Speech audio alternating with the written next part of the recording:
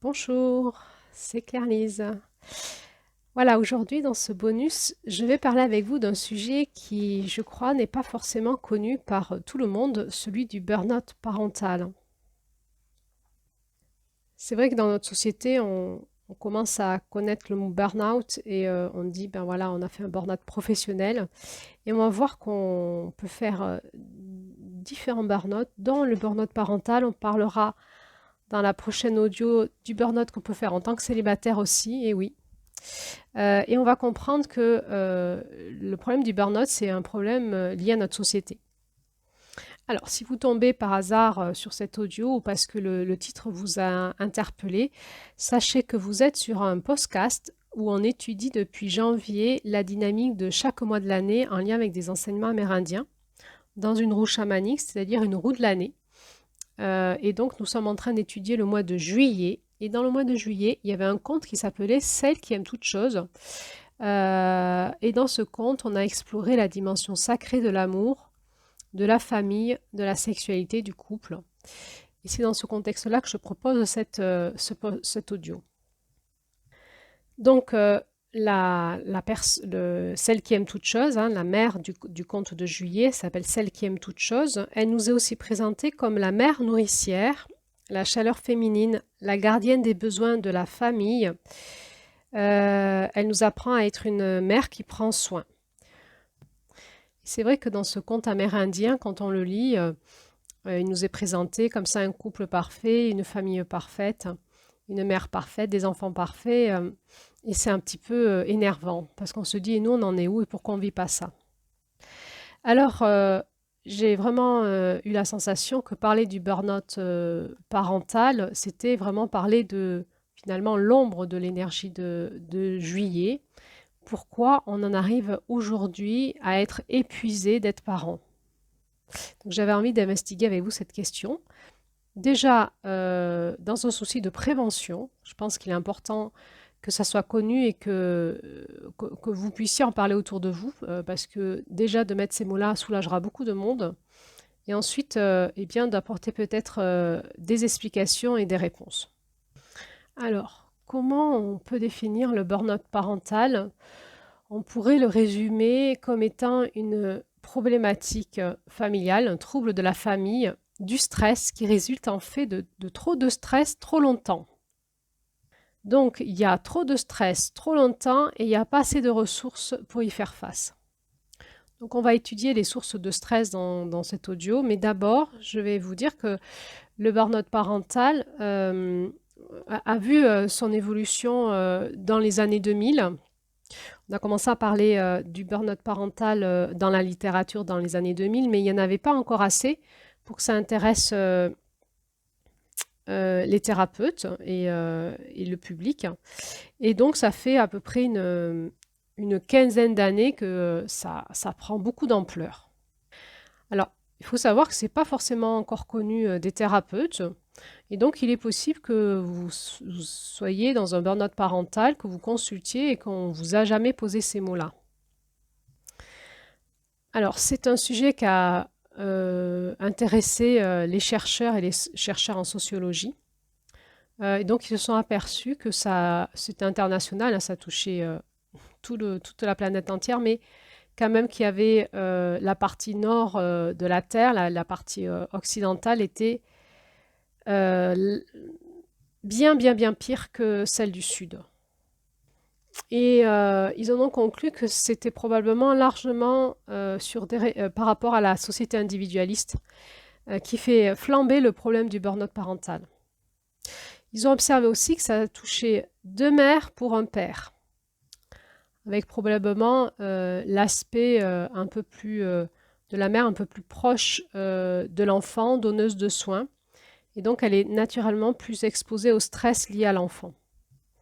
Les chercheurs estiment que ça touche à peu près entre 5 et 8% des parents, ce qui fait en France 90 000 parents par an.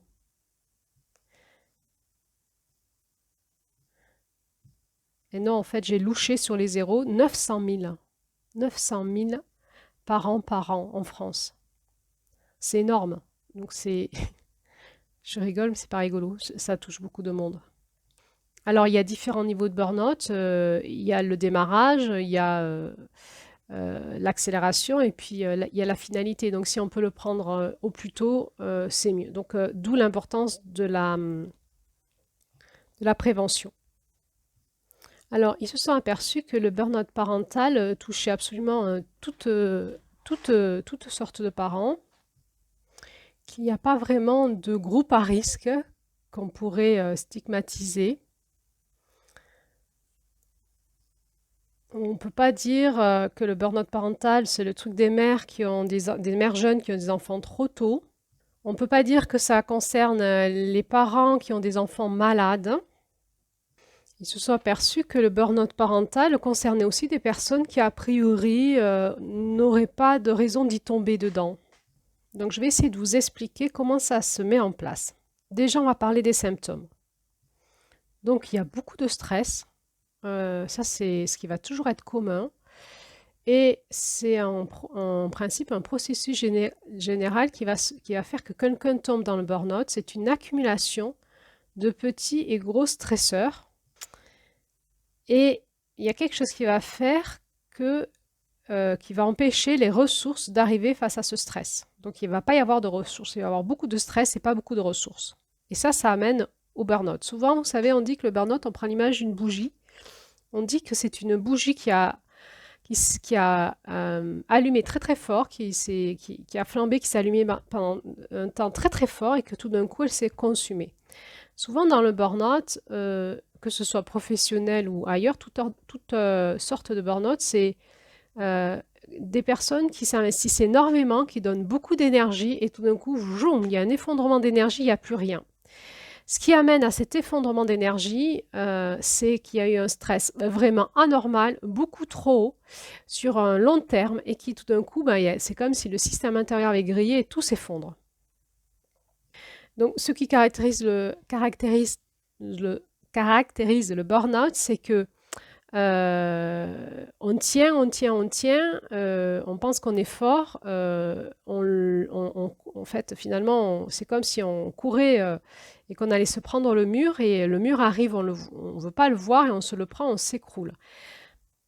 Donc, c'est ce qui fait que les personnes ne consultent pas beaucoup, parce que déjà, elles ne comprennent pas qu'elles vont s'écrouler, parce que tant qu'elles ont de l'énergie, elles ont de l'énergie, et un jour, elles s'écroulent d'un coup, et quand elles se sont écroulées, c'est trop tard.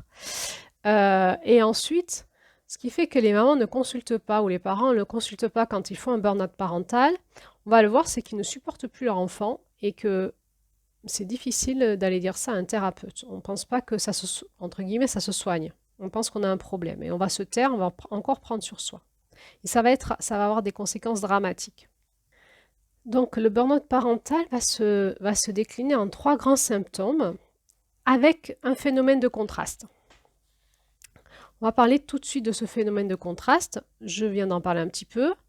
Le phénomène de contraste, c'est que ça touche des parents plutôt très investis dans leur parentalité, plutôt avec une exigence très importante sur la parentalité positive et le bien-être de l'enfant.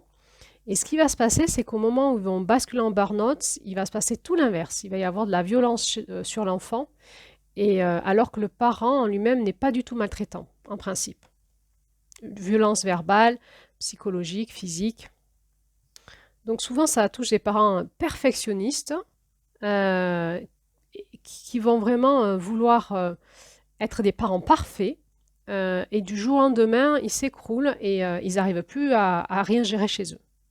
Et donc, il va y avoir de la négligence chez eux et chez leurs enfants. Ça peut toucher des mères au foyer. C'est pas du tout lié au fait que les mères travaillent. Et ça peut vraiment toucher les mères au foyer qui, à un moment, se mettent énormément de pression et vont arriver jusqu'au burn-out. Donc, les 3 grands symptômes, le premier, c'est l'épuisement. L'épuisement sur un plan émotionnel, mais aussi sur un plan physique.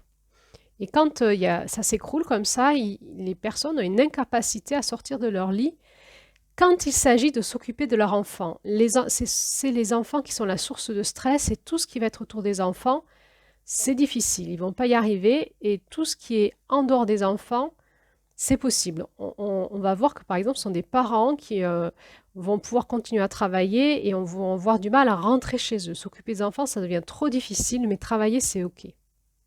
Donc ils ressentent un épuisement et ils n'ont aucune énergie pour s'occuper de leurs enfants, avec vraiment une envie de s'éloigner de cette source du stress, c'est-à-dire de s'éloigner de leurs enfants. Donc ça, c'est le démarrage. Après, il va y avoir l'installation et il va arriver ce qu'on appelle la distanciation émotionnelle. Donc à un moment, la personne vit une forme de distance où elle n'a plus la capacité de se connecter aux émotions de ses enfants. Elle n'a plus cette forme d'empathie de parent, de maman ou de papa pour son enfant. Donc ça va faire une parentalité un peu froide, où on va faire juste le strict minimum. On va les conduire à l'école, leur donner à manger, mais on va avoir beaucoup de difficultés à s'impliquer émotionnellement. Et tout cela va mener à une saturation dans le rôle parental, une perte de plaisir et d'épanouissement. Il y a des parents qui nous disent qu'ils n'ont plus de plaisir à partager un repas avec les enfants, à faire une activité avec eux. Et finalement, ils préfèrent que les choses se passent de manière très séparée, voir les enfants le moins possible. Et donc là, j'insiste sur le contraste parce que souvent, c'était des parents qui, avant, c'était tout l'inverse. Ils étaient très investis avec leurs enfants. Et tout d'un coup, quand ils s'écroulent, ils n'en peuvent plus, ils ne peuvent plus les voir. Ils n'ont plus envie. Donc les parents nous disent, je ne me reconnais plus. Je n'étais pas comme ça avant et le conjoint aussi, les conjoints ne reconnaissent plus le père ou la mère, ils ne comprennent pas ce qui se passe. Du jour au lendemain, le père ou la mère change et ils ne comprennent pas ce qui se passe. Change de tout au tout.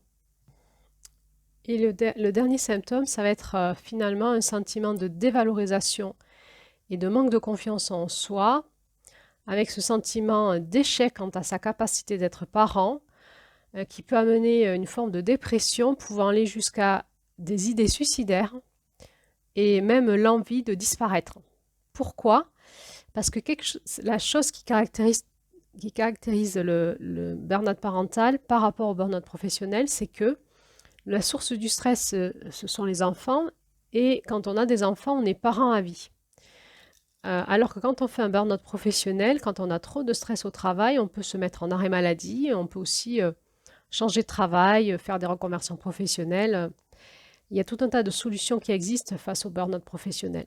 Alors que face au burn-out parental, on verra qu'il y a des solutions qui existent aussi, mais ce n'est pas si simple que ça. Et le parent a l'impression qu'il s'en sortira jamais et que la seule porte de sortie, c'est soit disparaître, donc abandonner ses enfants, ou soit se suicider, avec une sensation d'impasse. Alors, je vais vous lire le témoignage d'une maman qui est en burn-out et qui témoigne. Elle dit « C'est la saturation, elles vont se chamailler, elles vont crier 50 000 fois « Maman, maman, j'ai faim, j'ai soif, je dois aller aux toilettes, je dois faire ceci, je dois faire cela. » Ce ne sont que des enfants et leur demande est légitime. Mais c'est ce mot « maman », je ne le supporte plus. La première fois qu'un bébé vous dit « maman », c'est le plus beau jour de votre vie. Aujourd'hui, ce n'est plus un mot que je suis heureuse d'entendre, maman, mais c'est devenu un mot de torture. Voilà, donc on comprend que c'est très, très violent. Les personnes qui vivent ce genre de burn-out vont vivre beaucoup de culpabilité et de honte. Donc on va essayer de comprendre pourquoi. La première chose, c'est qu'il y a un décalage entre ceux qui vivent et ce que la société présente. Et donc, ils ont l'impression que c'est eux qui ont un problème. Ils ont surtout l'impression qu'être parent, ça suppose d'être heureux et d'être épanoui dans ce rôle-là. Et pour eux, ce n'est pas le cas. Donc, je vais vous expliquer les facteurs sociétals et puis ensuite, on ira voir les facteurs à l'intérieur des familles et puis ensuite, les portes de sortie. Donc, la société, comme je vous les ai présenté dans les dernières audios, donc, a évolué. La famille a évolué et on est arrivé de la famille nucléaire où les mamans restent à la maison à ces différentes sortes de familles aujourd'hui où tout le monde travaille avec beaucoup de divorces, beaucoup de pression, beaucoup de tensions et en même temps une société qui est devenue de plus en plus individualiste et exigeante.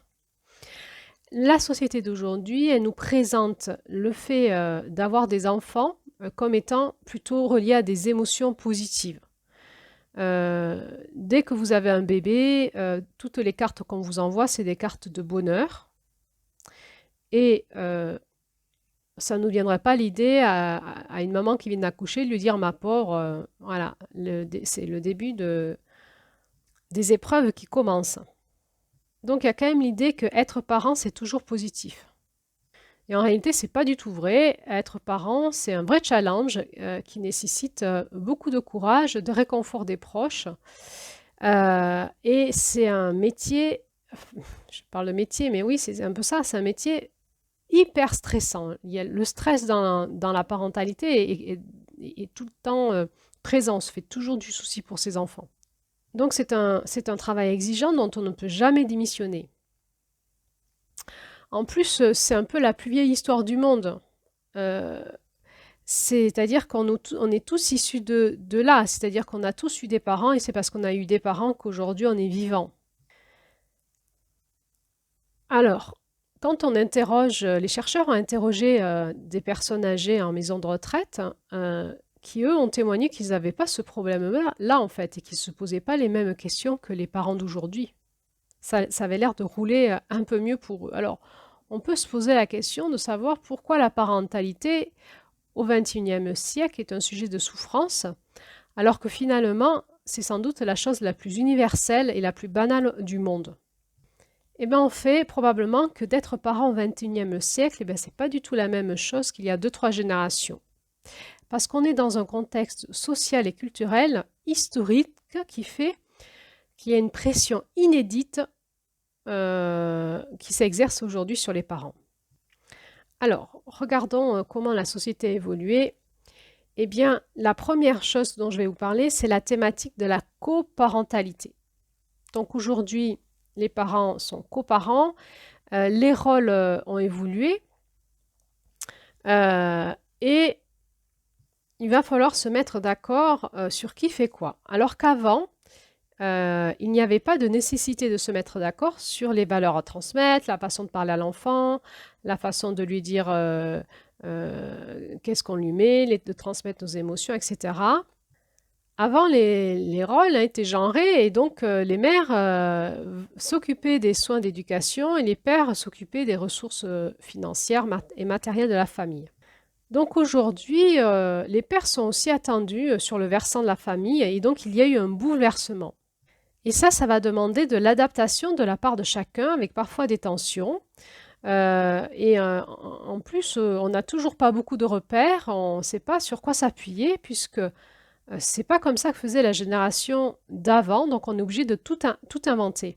Donc ça, c'est un premier stress dans la famille, le stress de discuter entre parents de l'éducation des enfants, de nos valeurs, de comment on parle aux enfants, etc.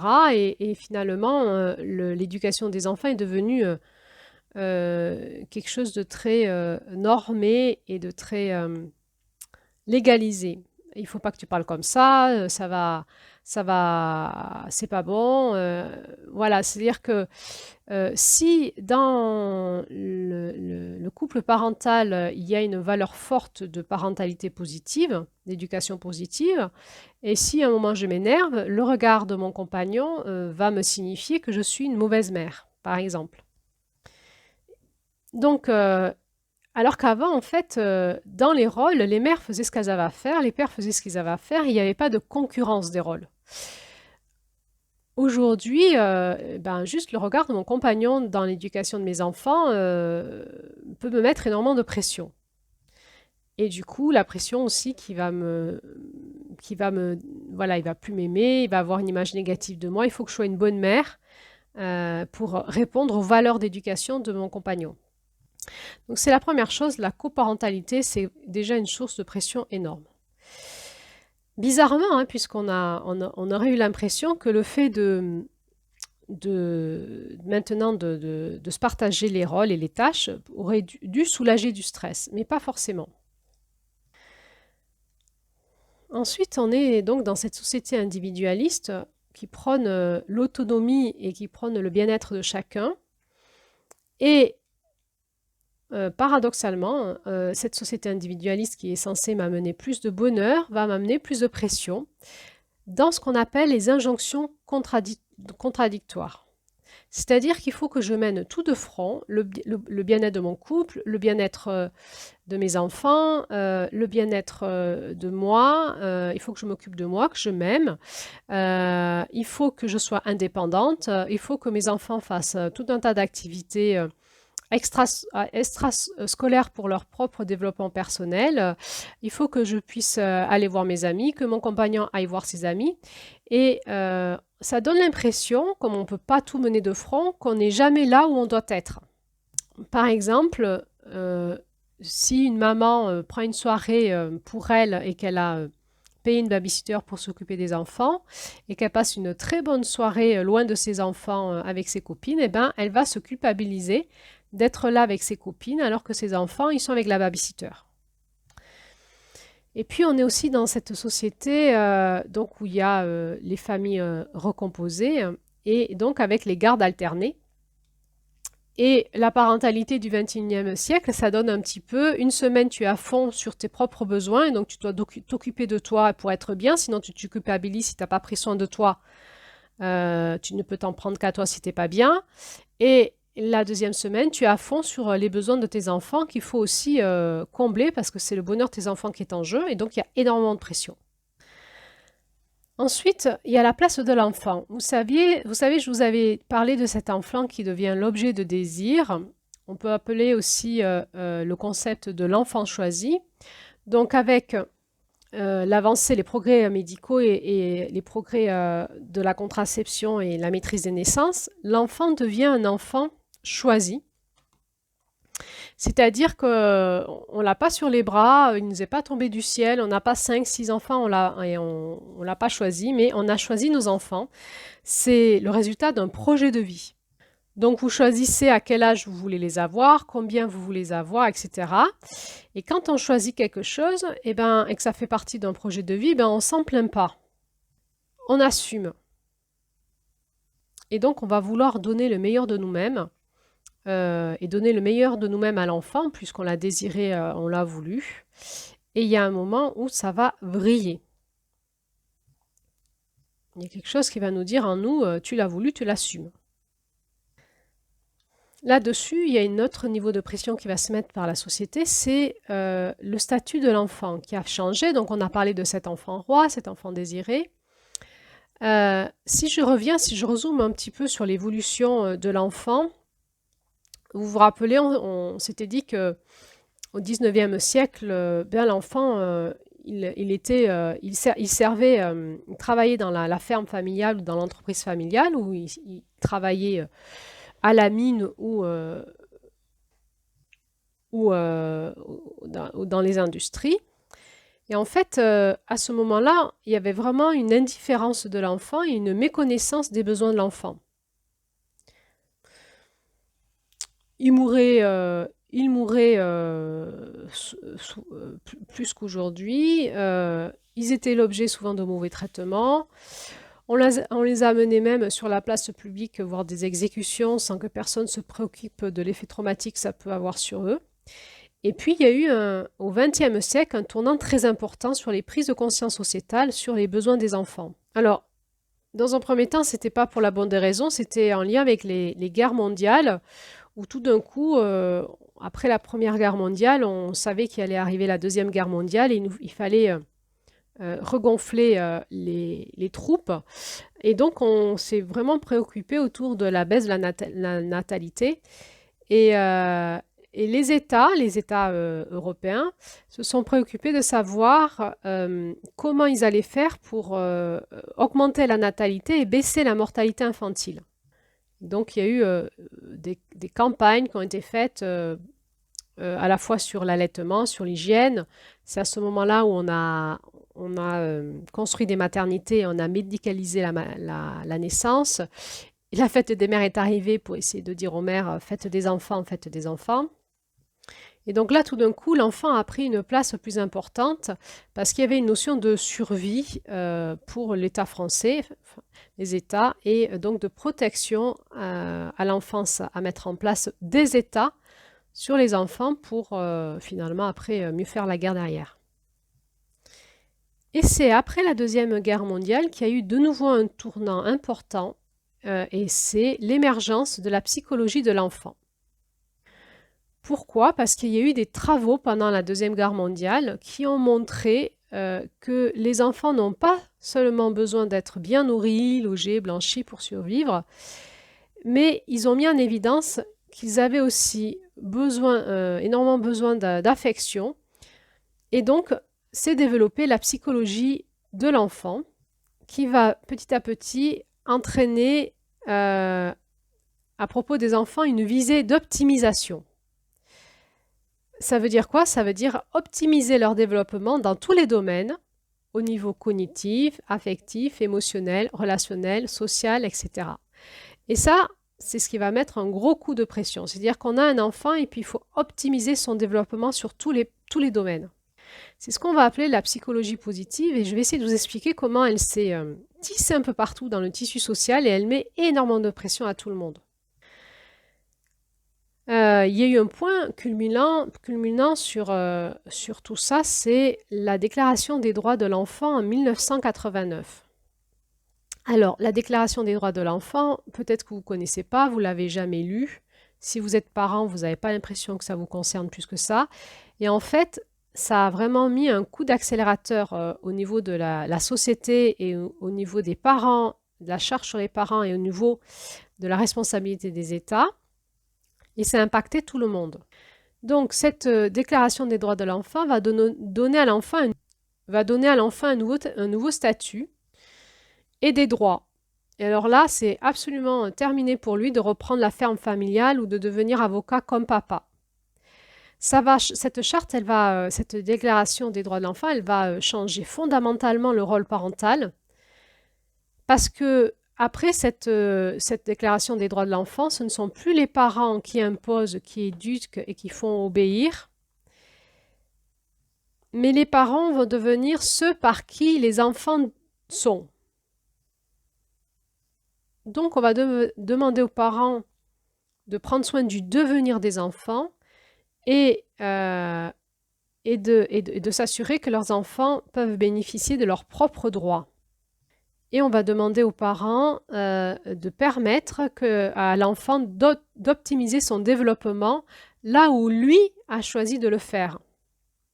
Alors, quand on lit cette déclaration des droits de l'enfant, on va s'apercevoir que c'est très lourd tout ce qui est demandé. Il y a une énorme charge qui va peser sur les parents, les responsabilités. C'est ce qui a amené maintenant tous les loisirs des enfants, les activités secondaires, ça vient de là. Et alors, ce qui s'est passé, c'est que les États membres qui ont signé cette charte vont s'engager à faire deux choses pour aider les parents. Donc, ils vont mettre en œuvre des services, des moyens pour soutenir le travail des parents, des familles. Donc, il y a eu des moyens financiers comme les allocations familiales, des services au bénéfice des familles, des associations, mais aussi tout ce qu'on connaît qui va permettre aux parents de fonctionner, comme tous les milieux de la petite enfance, les crèches. Et finalement, l'État s'engage à ce qu'on continue d'optimiser le développement de l'enfant pendant que les parents sont au travail. Ainsi que ce soit les parents, l'État ou les acteurs de la petite enfance, tout le monde agit pour le meilleur intérêt de l'enfant et pour une visée d'optimisation. Et le deuxième engagement des États, eh bien, c'est de surveiller les parents, de surveiller à ce que les parents prennent soin des enfants et agissent bien pour l'intérêt supérieur des enfants. Donc, ils vont mettre en place des politiques qui vont évidemment évoluer dans le bon sens sur la prévention de la maltraitance, de la violence à l'égard des enfants. Et on va vivre donc de très grands progrès, mais aussi une très forte surveillance de l'État qui fait qu'aujourd'hui, si vous bousculez un petit peu votre enfant à la sortie de l'école parce qu'il est pas sage, ben, vous allez être méchamment regardé et vous allez vivre le regard social comme compliqué, surtout si la maîtresse vous regarde avec toujours un petit peu la peur quand vous envoie les services sociaux à la maison. Il suffit pendant les divorces, hein, les séparations, qu'un parent dénonce, fasse un signalement comme quoi vous serez un parent maltraitant pour que les enfants soient convoqués à la police, soient interrogés et que vous vous retrouvez avec une enquête sociale à la maison. Donc bah, c'est positif, mais c'est aussi négatif dans le sens où ça exerce une pression très importante puisqu'on va être surveillé dans sa manière d'être avec nos enfants, dans la manière dont on les éduque. Et donc évidemment, on ne va pas les envoyer à l'école avec des habits tout sales, des cheveux tout gras. Donc on va faire attention à ce que nos enfants présentent bien. Donc fini le règne du pater familial, de faire ce qu'on veut, de celui qui a le droit de vie ou de mort sur les enfants. Et là, non, on est quand même soumis particulièrement à l'œil du cyclone. Donc dans tout ça, eh ben, il y a ces sciences psychologiques dans le domaine de l'enfant qui a pris de l'essor, avec énormément de campagnes à la télé, de prévention, dans la rue, et puis on en parle entre copines.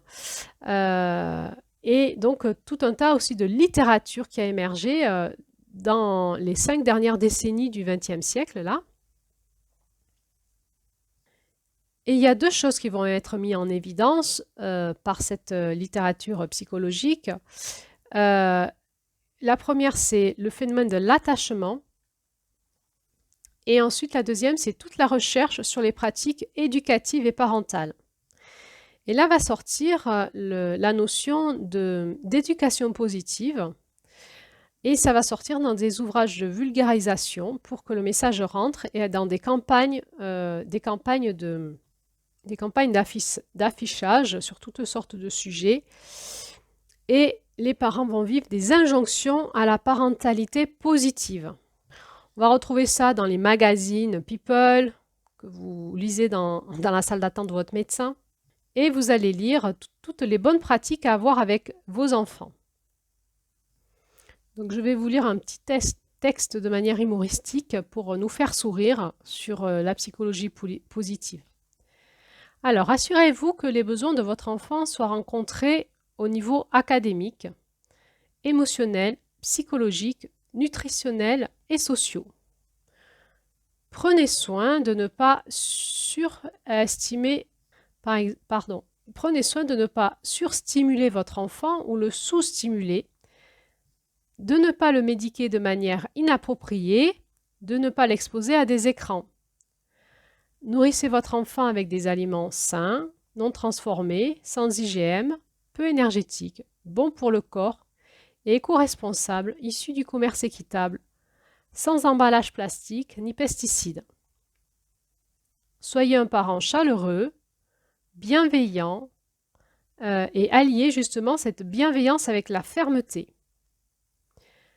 Montrez-vous sympathique sans être permissif, attentif, sans être contrôlant. Parlez plusieurs langues à la maison. Ayez un enfant en moyenne tous les 2 ans avec 2 ans d'intervalle dans la fratrie pour le développement. Et surtout, n'oubliez pas l'huile de coco. Voilà, c'est un petit clin d'œil et on voit dans ce texte l'optimisation du développement, les recommandations, les injonctions, la planification de l'enfant, etc. Et c'était un petit texte qui passait sur Facebook et en face, il y avait le contraste des années 82 où il y avait marqué « Nourrissez-les parfois ». Point. Et donc, on voit que dans les années 80, il y avait des préoccupations plutôt liées à des besoins primaires de survie. Et là, maintenant, on est dans une optimisation qui prend beaucoup d'allure complètement démesurée parfois. Donc, il y a eu tout un tas de conseils sur plein de choses, sur l'allaitement des enfants, sur tout un tas de choses qui a mis beaucoup de pression aux parents qui ont souvent voulu y répondre, bien faire. Et cette pression a été augmentée par des campagnes de communication qu'on a retrouvées sur les réseaux sociaux, que les parents eux-mêmes ont relayé énormément, comme si c'était quand vous avez votre copine qui vous envoie le petit message sur Facebook de parentalité positive, tout le monde like, tout le monde met des cœurs, le partage, et tout ça c'est finalement source de stress parce que c'est complètement en dehors de la réalité. Et a émergé cette croyance qu'on appelle l'enfant déterministe, c'est-à-dire que si on ne répond pas à toutes ces injonctions, et parce qu'on on a un méchant baby blue, parce que on est fatigué, parce que on est comme on est, eh bien l'enfant va avoir des séquelles. Et donc on est vraiment sous une forme d'endoctrinement. Donc une forme de manipulation et d'emprise. Donc ce qu'on peut voir là, c'est que la pression qu'ont les parents aujourd'hui à l'échelle de l'histoire, en fait, elle est considérable, elle est surtout inédite. C'est vraiment un contexte qu'on n'a jamais connu avant. Donc ces pressions sociétales vont toucher plutôt certaines catégories de parents, parce que pourquoi certains parents font des burn-out et d'autres pas, puisqu'il y a les mêmes pressions sociales? Eh bien, ceux qui sont sensibles à ces pressions sociales vont être plus touchés que ceux qui ne sont pas sensibles. Et qui sont sensibles à ces pressions sociales? Eh bien, ce sont les parents perfectionnistes, qui vont viser des standards très élevés, qui sont très au courant de ce qu'il faut faire pour que leurs enfants s'optimisent sur le plan de leur développement et qui vont donner le maximum qu'ils peuvent jusqu'à un moment s'effondrer et ils vont donc s'inverser. Ce qui va générer donc après ce sentiment d'énorme culpabilité et de honte et qui ne vont pas oser en parler. D'autre part, encore quelque part comme piégés, bloqués par les réseaux sociaux où les parents qui postent des photos de leurs vacances avec leurs enfants vont toujours poster la photo où tout le monde va bien, où tout le monde sourit. Et ça peut donner l'impression pour les parents qui sombrent dans un burn-out parental que toutes les familles vont bien sauf eux. Et donc ils vont s'enfermer dans le silence, ils vont rien dire. Ils vont se culpabiliser. Donc comment ces parents arrivent à faire un burn-out? Eh bien, je vais vous proposer de retenir l'image d'une balance. Donc tout le monde éprouve du stress dans la parentalité. C'est impossible d'élever ses enfants sans éprouver du stress. On a du stress au quotidien, mais on stresse aussi de tout ce qui pourrait leur arriver. Donc en fait, être parent, c'est stressant. Mais vous n'allez jamais tomber dans un burn-out si ce stress parental il est compensé par des ressources qui vous permettent d'y faire face. Alors, du coup, qu'est-ce qui fait que vous tombez dans un burn-out? C'est que vous avez du stress et plein de petits stress. Des fois, c'est des petits stress avec quelques gros stress qui font que dans la balance du stress, côté balance stress, il y a beaucoup de stress. Et du côté de la balance des ressources, eh ben, il n'y a pas beaucoup de ressources parce qu'il y a quelque chose qui bloque. Alors, on va regarder les différents stress. Donc, le premier stress, ce sont les stresseurs, ce qu'on appelle sociodémographiques. Par exemple, si vous êtes une famille monoparentale, en principe, c'est un peu plus stressant que d'avoir un conjoint sur qui s'appuyer. Si vous avez vos parents, donc les grands-parents qui ne sont pas loin, c'est moins stressant que si vous êtes isolé. Si vous avez des amis à qui confier vos enfants quand l'un va pas bien ou quand la maîtresse est malade ou qu'il y a grève de la cantine, c'est moins stressant que si vous êtes seul à gérer tout ça. Si vous avez un seul enfant, c'est peut-être moins stressant que si vous en avez 5. Si vous vivez dans une grande maison, c'est peut-être moins stressant que si vous vivez tous entassés dans une petite maison. Ce qui va aussi augmenter le stress, c'est le fait de ne pas avoir de revenus suffisants pour vous occuper de vos enfants. Voilà. Donc, il y a ces stresseurs sociodémographiques. Deuxième source de stress, les stresseurs situationnels. Par exemple, si vous avez des enfants avec des troubles d'apprentissage ou des besoins spécifiques ou une maladie. Donc, c'est une situation particulière qui est spécialement stressante. Ensuite, il y a les stresseurs personnels.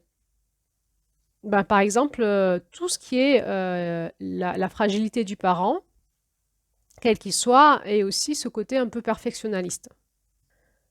Donc si vous êtes perfectionnaliste, ça va vous ajouter énormément de stress parce que vous allez vouloir suivre toutes les recommandations qu'on va vous donner sur la parentalité, manger bio, leur faire des petits plats, allaiter, faire la purée toute fraîche, ne jamais ouvrir une boîte de conserve, ne jamais faire de pâtes, ne pas manger de gluten, que vos enfants soient alignés au niveau des couleurs de la tête aux pieds, que le linge soit propre, que toutes les tenues soient toujours assorties, que votre maison soit propre, de faire des petits gâteaux, les goûters faits maison, etc., etc. Et ça, c'est énorme en termes de stress. Vous allez vouloir que vos enfants y fassent toutes les activités de loisirs. Alors, un pour le sport collectif, un pour le sport individuel, un pour la musique, l'autre pour l'art, etc. Donc, vous allez vouloir que tout soit parfait pour vos enfants, tout tip-top, et vous allez vous mettre énormément de stress et de contraintes. Ensuite, on va parler des stresseurs liés à la relation avec l'enfant. C'est toutes les pratiques qu'on utilise avec nos enfants et qui marchent plus ou moins bien dans notre relation. Par exemple, si vous êtes un parent pas trop consistant dans l'éducation, l'enfant le sent et si vous dites non à un enfant et que vous n'êtes pas trop consistant, l'enfant il va insister, insister, insister parce qu'il sait qu'à un moment vous allez lâcher l'affaire, que vous allez dire oui. Et ça, en fait, si vous avez 1, 2, 3 enfants et que vous dites non une fois et qu'il insiste 10 fois, avec 3 enfants, ça fait 30 demandes pour 3 en fait. Alors que si vous avez un petit peu de consistance et d'autorité, quand vous dites non à l'enfant, il s'arrête. Donc les stresseurs relationnels, on va regarder comment vous rentrez en relation avec vos enfants et qu'est-ce qui est stressant pour vous et pour l'enfant. Enfin, on va parler de ce qu'on appelle les stresseurs familiaux. Et là, c'est justement le fonctionnement de la coparentalité. Donc, est-ce que vous êtes raccord avec votre conjoint et les autres personnes qui s'occupent de votre enfant, la nounou, les enseignants, sur les valeurs à transmettre, la façon de faire, qu'est-ce qu'on dit au sujet du conflit? Est-ce que le partage des tâches est fluide dans votre famille? Est-ce que, par exemple, vous êtes dans une famille dans laquelle il y a des routines familiales qui diminuent votre charge mentale, etc., etc. Donc voilà, tous ces stresseurs, tout le monde les a, mais ce qui va faire la différence sur celui qui va partir en burn-out, c'est qu'il va y avoir une accumulation de petits et gros stresseurs et il y a quelque chose qui va bloquer les ressources d'arrivée. Donc il n'y a pas besoin d'avoir un enfant gravement malade. Des fois, les personnes qui ont des enfants gravement malades ont beaucoup de ressources. Alors, qu'est-ce qui empêche les ressources d'arriver? Souvent, c'est le perfectionnalisme. Quelqu'un qui est perfectionnaliste, il va facilement s'empêcher d'aller chercher des ressources parce qu'il va considérer que tout ce qui est fait par quelqu'un d'autre ne sera pas bien fait et que donc il faut que ce soit lui qui fasse tout pour que ça soit bien fait. Et donc, il ne va pas aller chercher de l'aide et du soutien. Par exemple,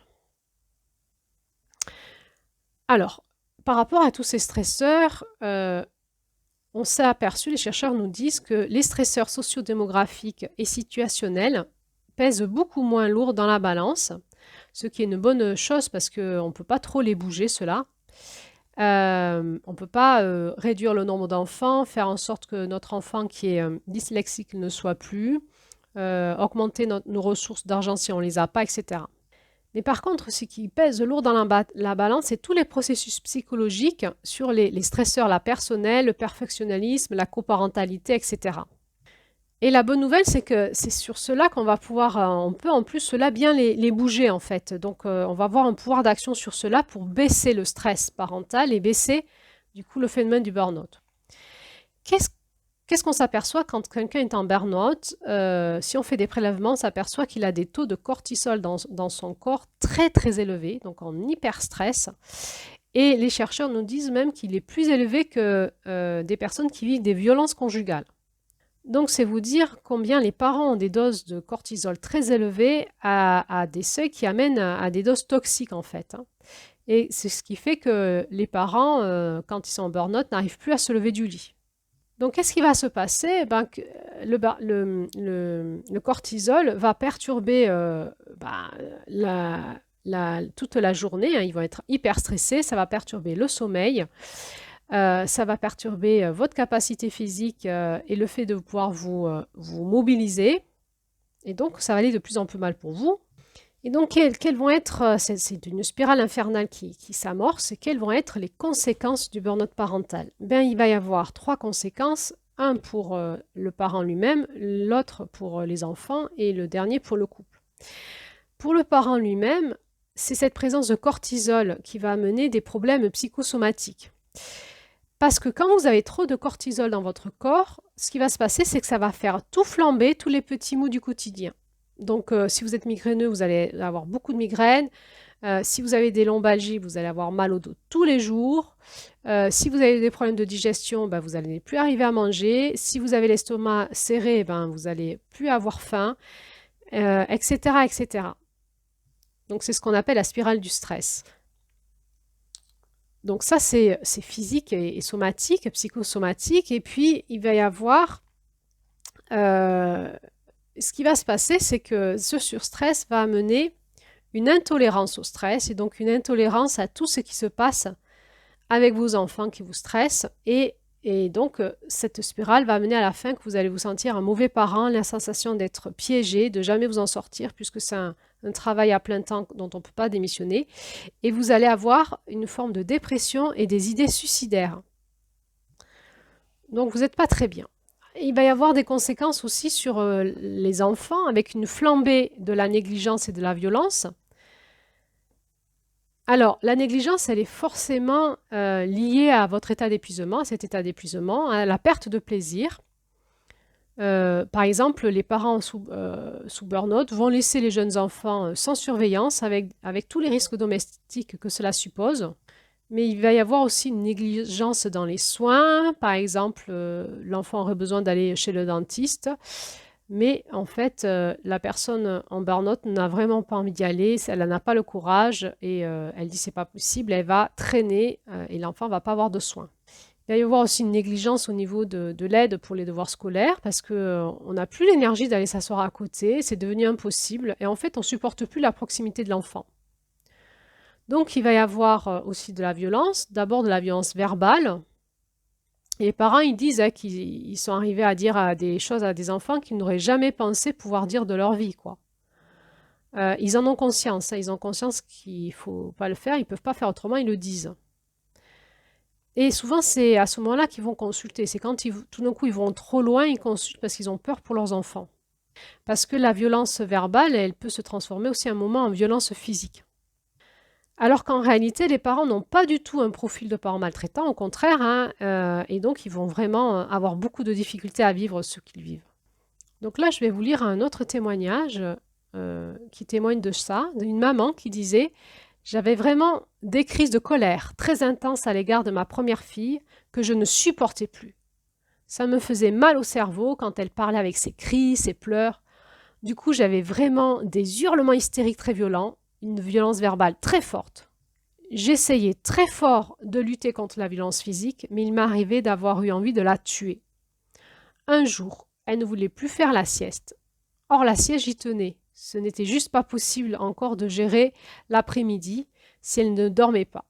Du coup, je l'avais mise dans son lit très violemment et sa tête avait heurté le bord du lit. Elle s'est mise à pleurer et là, j'ai vraiment eu envie de la boxer jusqu'à la mort. Et là, je me suis dit que je ne pouvais plus, que je mettais mes enfants en danger. Voilà, donc c'est souvent quand il y a un passage à l'acte comme ça que les parents viennent consulter. C'est pour eux difficile, hein, parce qu'ils sont pleins de culpabilité, de honte.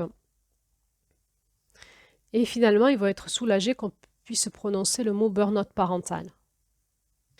Donc, ce que j'aimerais dire quand même, c'est que les 3 symptômes ne vont pas arriver comme ça. D'abord, ça commence par l'épuisement. Ensuite, il va y arriver la distanciation émotionnelle. Et puis après, la saturation avec toute la dépression, la saturation, quoi.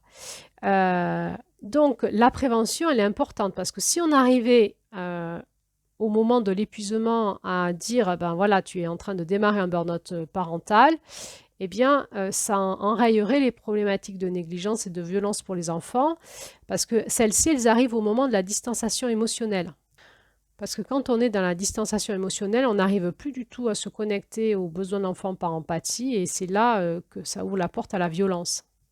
Voilà, et puis les dernières conséquences, c'est pour le couple. Le couple, ça se passe mal aussi. Le couple, le parent qui va bien ne comprend pas pourquoi le parent qui va mal, tout d'un coup, allait bien, tout d'un coup va plus bien, et c'est inversé, va lui reprocher d'être violent. Euh, il va y avoir des envies de s'échapper du couple, des pensées adultères, cette envie de recommencer sa vie sans enfant avec quelqu'un d'autre.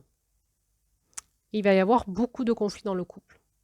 Il va y avoir des conflits sur des choses pour lesquelles avant ça roulait bien et qui ne roulent plus du tout.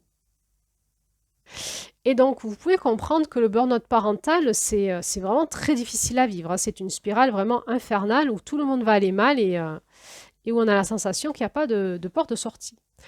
Alors, il y en a des solutions. Les solutions, il faut les consulter. Il y a des professionnels qui peuvent prendre en charge ça. Il y a des solutions à la fois individuelles et collectives. Individuel, on va baisser les sources de stress, on va investiguer toutes les sources de stress et on va baisser celles qu'on peut baisser. Et on va essayer de retrouver des ressources et de faire circuler les ressources qui vont bien en face. Et ça, les chercheurs ont démontré que ça baissait de 50% le niveau de cortisol. Et donc, ça ramenait à un stress quasi normal dans la société. Donc, c'est vachement encourageant quand même. Il y aurait des solutions aussi collectives à rechercher. On est dans une société qui met trop de pression. Il faut peut-être arrêter maintenant de faire des discours trop sur la positivité, sur la parentalité positive. Il y a vraiment un truc qui est insupportable, c'est quand les parents qui sont en burn-out parlent de ce qu'ils vivent, eh bien en face, ils ont des personnes qui leur répondent « Mais tes enfants, ils sont géniaux, regarde ton couple, t'as de l'argent, t'as tout ce qui va bien dans ta vie, pourquoi tu te mets dans ces états ?»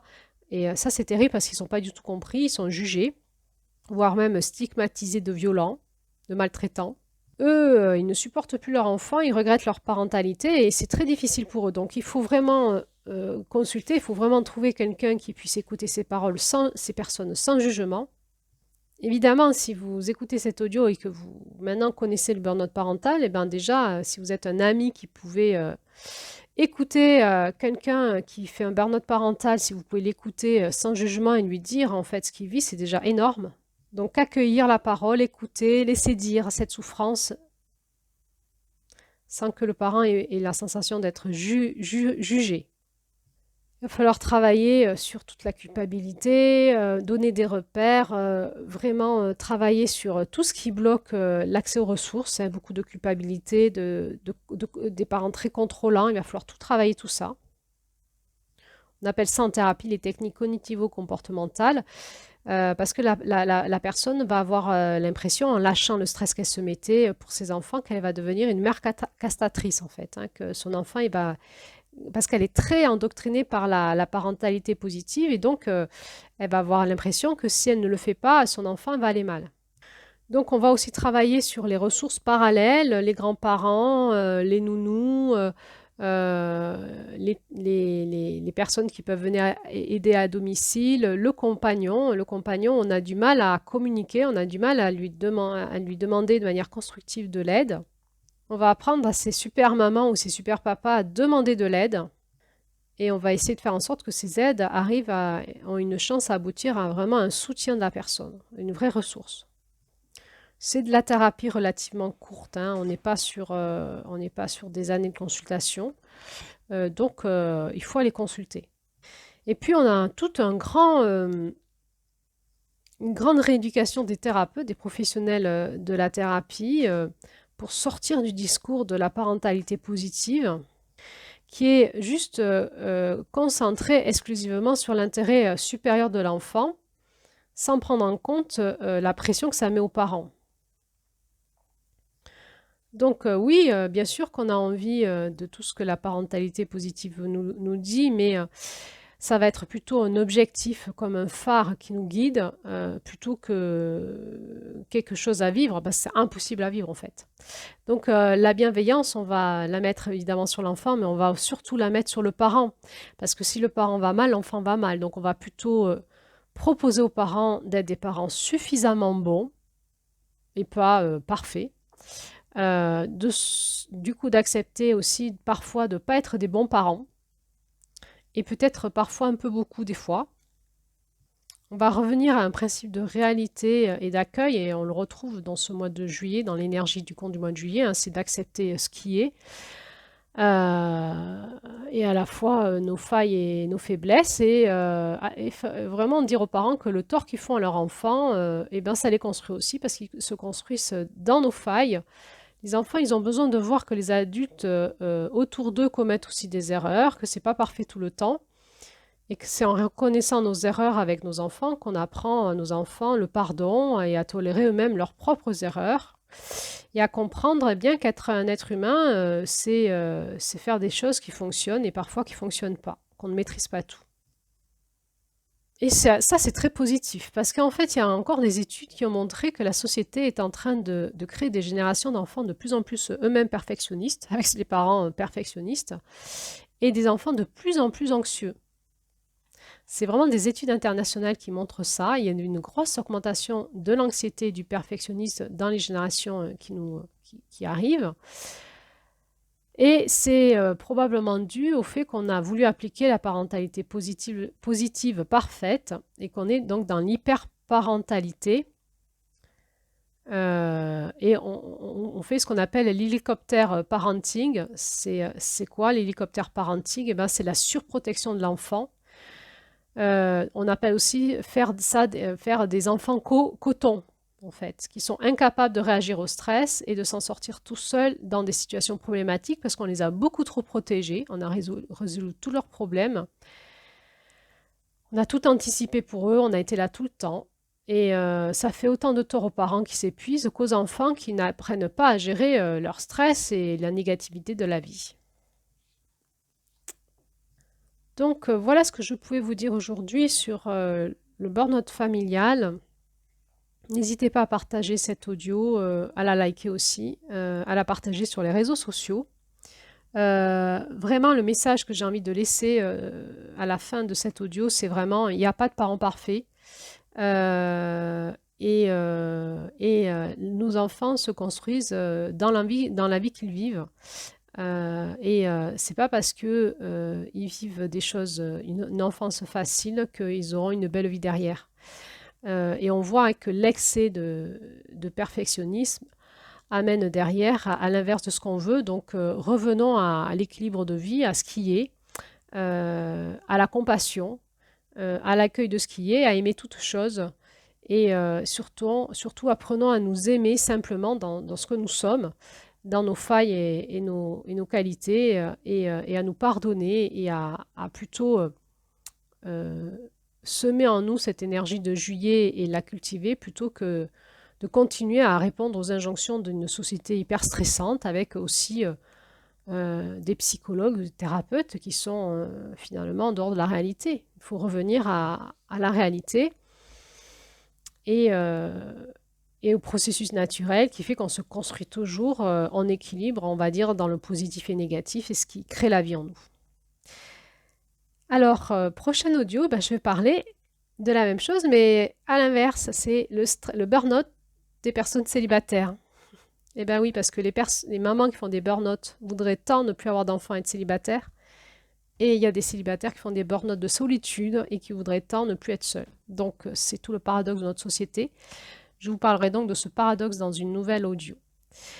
Et donc, à bientôt pour la suite.